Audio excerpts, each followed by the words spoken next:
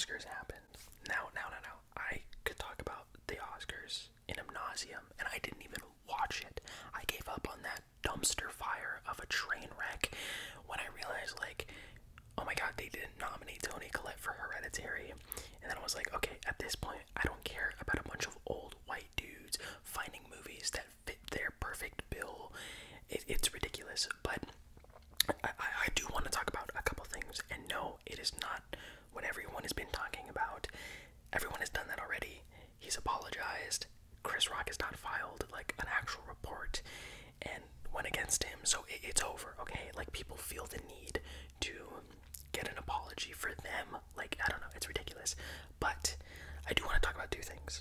One is a comment that Amy Schumer made in her opening monologue, which was this sly remark about all the movies that were released in 2021. And she basically made a joke about how Encanto she watched with her daughter 190 times, like begrudgingly against her will. And this whole thing that is sparked because of that, paired with the fact that Encanto won Best Animated Feature. Now, I'm not going to play the comparison game here. I have not seen Encanto. I will someday, especially now that it actually won, and I'm not disproving the legitimacy of its win. I think it's well deserved. It is a celebration of Colombian culture, and it looks beautiful. And of course, Lin-Manuel Miranda is a genius, although I do think a lot of his stuff sounds the same. It's aside from the point. I want to talk about a film that has been on my mind, that has been something I've wanted to really just indulge in my channel and showcase with you my love for The Mitchells vs. the Machines. And I've been wanting to do this for a very long time. I just not realized the proper format to discuss this with, and it wasn't until I saw that Encanto one where I was like, damn, what a shame. Because every piece of art is a labor of love, and if it isn't, then I don't really think you should be making it. And not to say that Encanto isn't, but I felt so strongly attached to this film, and for very personal reasons. This has been something that has been racking around my brain for a very long time, and I've not been able to get out of the production, the film itself, and the story behind it all. So let's talk about it. The Mitchells vs. the Machines follows Katie Mitchell, a young high school graduate just being accepted into the Los Angeles Film School. She's ready to move, she's ready to get out. She loves her family, but the dysfunction has made her just want to scream from the mountaintops because she wants to be an art film lover, enthusiast, and maker. But her family, most especially her dad, Rick Mitchell, played by Danny McBride, does not see eye to eye in that same passion. So she just wants to revolve herself around the people that just get her. And on the night before she gets ready to leave for college, her parents plan a surprise road trip for a one last hurrah before she leaves.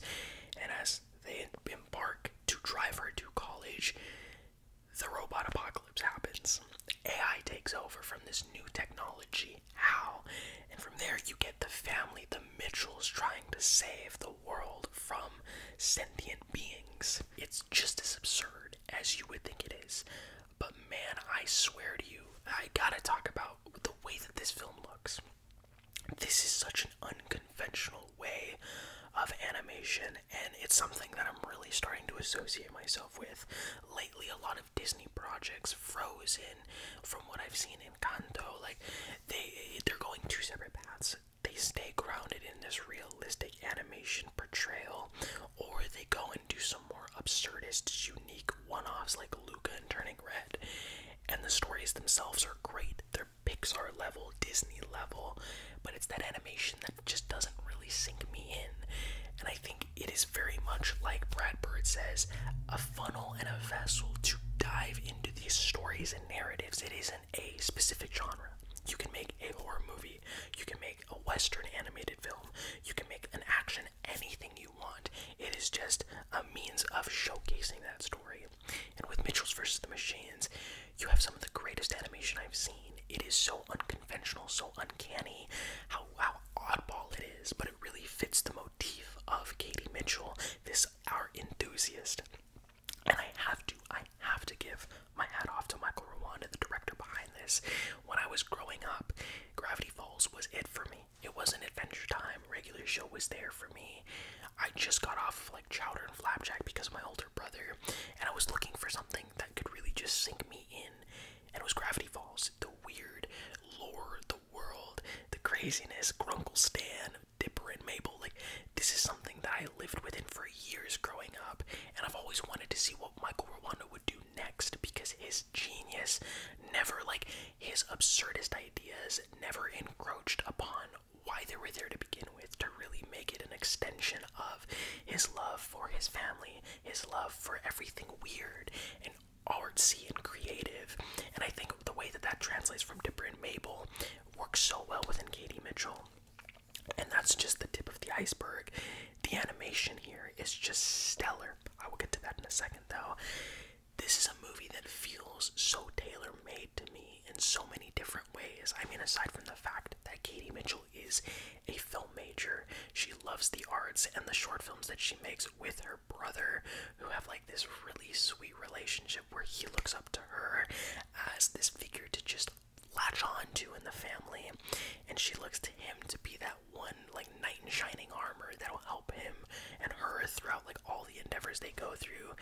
The Dog Cop films had me bursting out laughing. The visual gags in this movie are up there for me as making it one of my favorite comedies of all time. Seen this film dozens of times. The animation, the visual gags, the creativity that is bursting in every frame makes me bend over laughing. Like, my stomach hurts to the point like where sometimes my parents would be like, dude, are you okay? Go to bed. Stop waking us up from your laughter. Michael Rwanda, Phil Lord, and Christopher Miller, and everyone involved, and the actors give it their all. They know exactly what kind of project this is. And I'm like, trust me, I wish I could. But jeez Louise, the dog himself makes me laugh. Oh my goodness. It's just little tidbits of creativity, and then that kind of pours into the writing and the creativity, and seeing how much they pour themselves into this art and the medium itself. Animation, if anybody is looking to be in the film industry lately, like whether it be through comic books, I'm looking at my stack as we speak, or animated films, it has been one of the greatest sources of inspiration, especially for the pre-production phase, where storyboards and the previs conceptualization takes hold. You have to draw out every shot that you want to really make the production process as smooth as possible. And animators do that on a day-to-day basis, even during the production process. For so long, I've really kind of not given it the attention it deserves. And I've fallen into that category of like what Amy Schumer was kind of alluding to, where you watch animation because you have a younger sibling or a friend that wants to see it, but you don't go out of your accord to do it. And I think Spider-Verse and what Sony Pictures Animation is doing is reinventing that idea on its head, on its axis, 180'd. They invented so much, but they had the comic books to really inspire them for Spider-Verse. But with this, they grounded everything off of new technology. They built things to make shading and outlining of characters match lighting, exposure, color cues, everything. And that amount of dedication for a single film that's less than 2 hours long for everyone to enjoy is stellar. This is a family that you can associate to, whether it be through the dad and his inability to really grasp the modern generation, or the mom that really tries to bind everyone together, or the little brother that's a weird little turd, but you can't help but love him, the daughter that's slightly angsty, but it's all because she wants to do what she wants to do. Like, there's a level of playing field that you can tangibly associate to any of them. And this movie, it hit me. I'm not trying to get, too personal here, but last year in February, I moved after living in a city, in an area that I've grown up in all my life, and I didn't think it was going to be as hard as it was going to be. I moved, I left, and I remember the day that I stood in the house that wasn't my house anymore. There was nothing left, not a single picture frame, or a piece of art, or a piece of clothing that could remind me of someone in the family in that house. It was barren. And I felt like something was lost, something was left there, and it would never be found. And I understand, like, it was a move that had to be done. But when I left, I was lost for so much of it, because when you are able to associate yourself and identify with a certain area,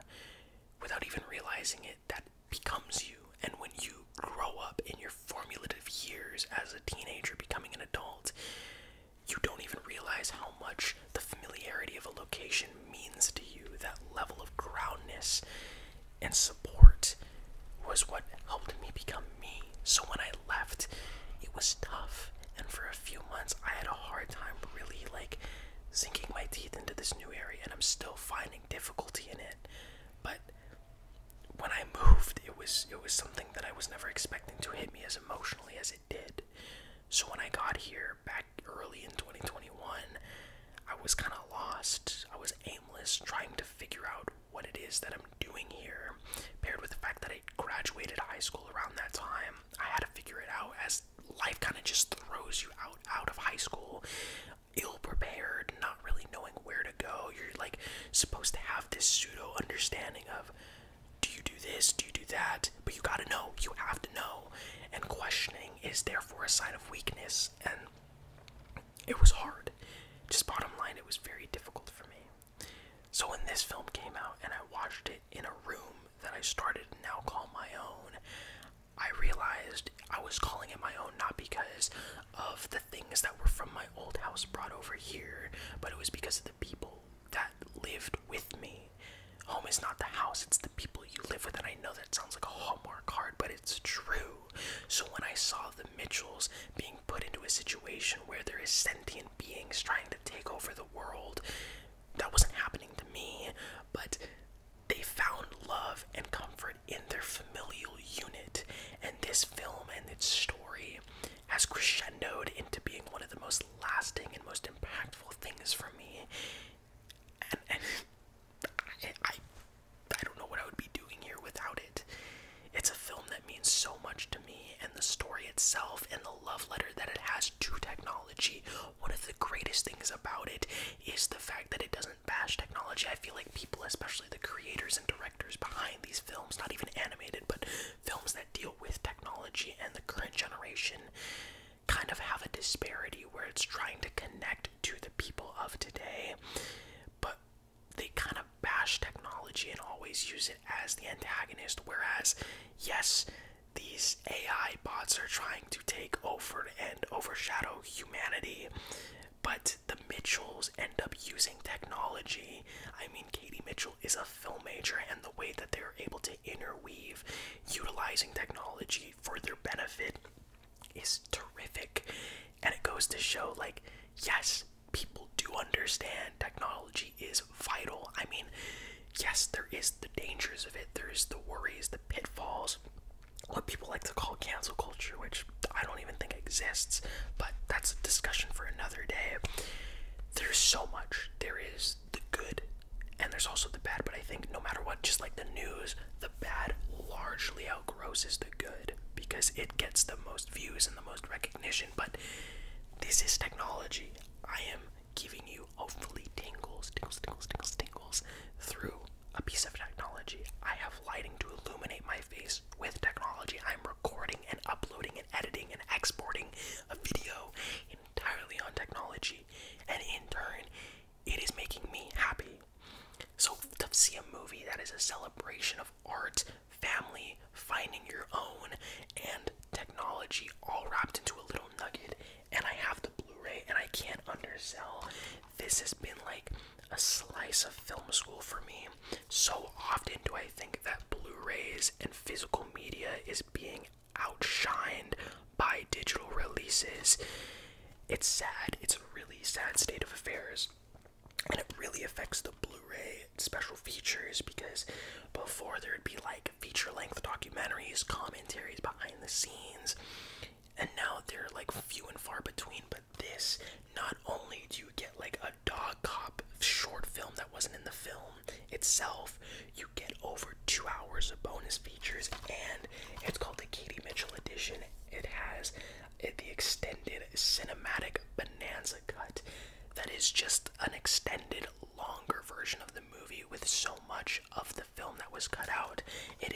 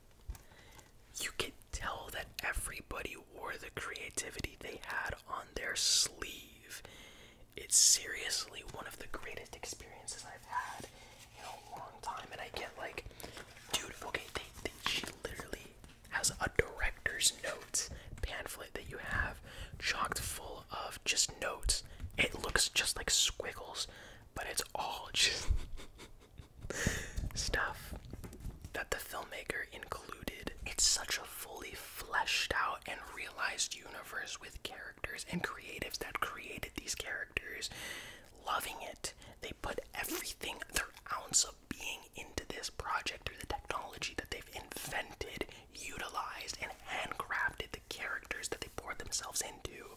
The end credits of this movie has all of the actors that played the characters, their real families, and that to me, along with the heart and the fulfillment of the story, had me in shambles. The humor is at the highest I think it's ever been in an animated film, but the film itself just never ceases to amaze with the heart and emotion in and of itself.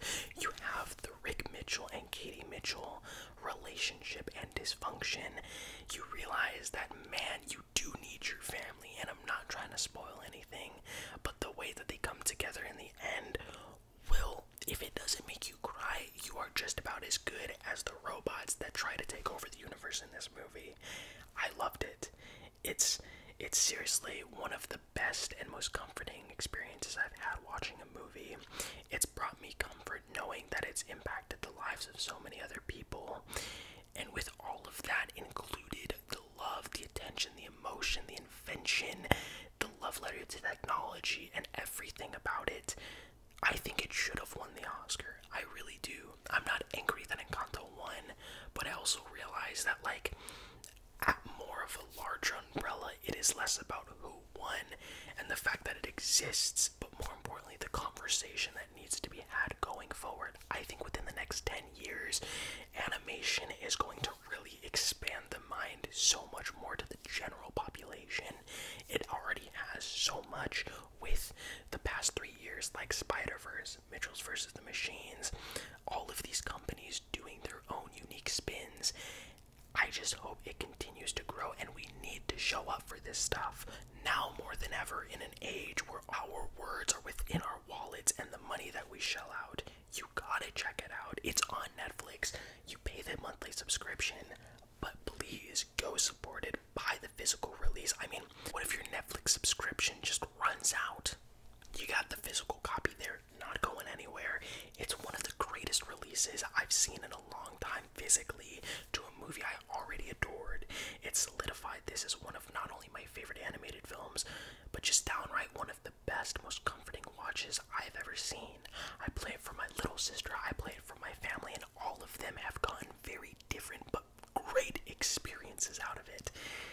So man, it has gotten me through one of the toughest times of my life, more than just a move, but a departure of the summation of who I was growing up. It made me come to terms with the fact that my family is my home, not the actual bricks and plaster that surrounds me.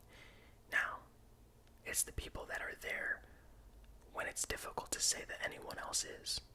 And for that, I owe this movie, Michael Rwanda, and everyone involved on the Mitchells vs. the Machines my entire life.